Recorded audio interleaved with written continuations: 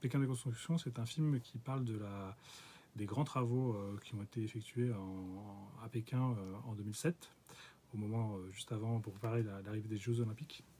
Et du coup, j'ai filmé pendant 1 mois et demi dans les rues pour prendre la trace d'un Pékin un peu ancien qui disparaissait devant mes yeux, à vue d'œil du coup. Et l'implication que ça a eu du coup sur la vie des Pékinois, le change de reconstituer une journée de la vie de Pékin à partir de ces une vingtaine de journées que j'ai passées dans la ville à filmer.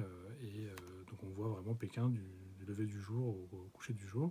Disons que voilà, j'ai filmé assez librement à l'époque parce que j'étais seul avec une caméra et je sais que le journalisme c'était quelque chose dont les autorités peut-être avaient peur, mais par contre les touristes c'était vraiment une manne à préserver.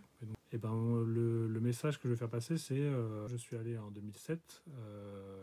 Ce qui m'a plu, en tout cas dans cette ville, c'est le dynamisme. Sentir que du coup, il y avait quelque chose de très vivant, très spontané qui était fait.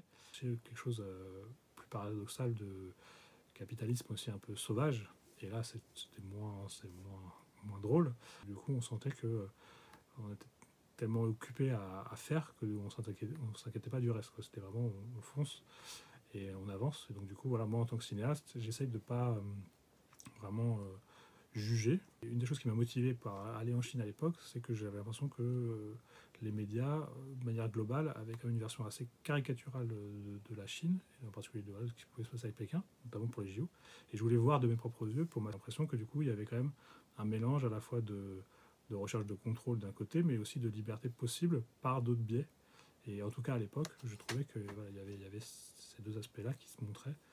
Et que voilà, que le contrôle il peut aussi être fait de manière beaucoup plus insidieuse, et peut-être actuellement, que ce soit en Chine et après plus globalement, voilà, le contrôle il devient maintenant plus insidieux, notamment par des biais technologiques beaucoup plus puissants qu'à l'époque.